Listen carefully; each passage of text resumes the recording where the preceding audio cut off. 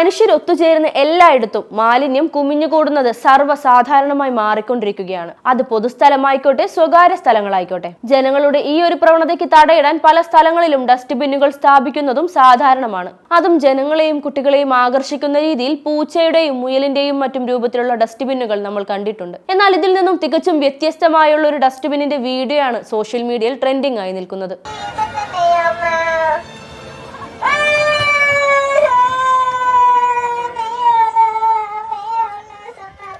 Hong Kong ഡിസ്നിലാൻഡിലാണ് തികച്ചും വ്യത്യസ്തമായ ഈ ഒരു ഡസ്റ്റ്ബിൻ ഉള്ളത്. സന്ദർശകർക്കിടയിലൂടെ സ്വയം ഉരുണ്ട് ചെന്ന് തനിക്ക് വിശക്കുന്നുവെന്നും എന്തെങ്കിലും മാലിന്യങ്ങൾ ഉണ്ടെങ്കിൽ തരാനും ആവശ്യപ്പെട്ട് കൊച്ചുകുട്ടിയെ പോലെ കരയുന്ന ഡസ്റ്റ്ബിനാണ് വീഡിയോയിൽ നമുക്ക് കാണാൻ കഴിയുന്നത്. ഇങ്ങനെയൊരു ഡസ്റ്റ്ബിൻ ആദ്യമായി കാണുന്നതിനാൽ ചിലർ അകന്നു മാറുന്നുമുണ്ട്.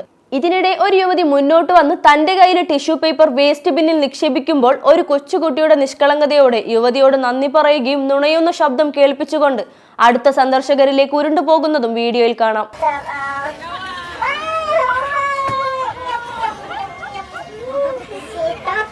വൈറലായ ഈ വേസ്റ്റ് ബിന്നിന്റെ വീഡിയോ സമൂഹ മാധ്യമങ്ങൾ ഏറെ ആവേശത്തോടെയും കൗതുകത്തോടെയും സ്വീകരിച്ചു കഴിഞ്ഞു. ഒരുപാട് പേർ വീഡിയോയുടെ താഴെ കമന്റുമായി എത്തിയിട്ടുണ്ട്.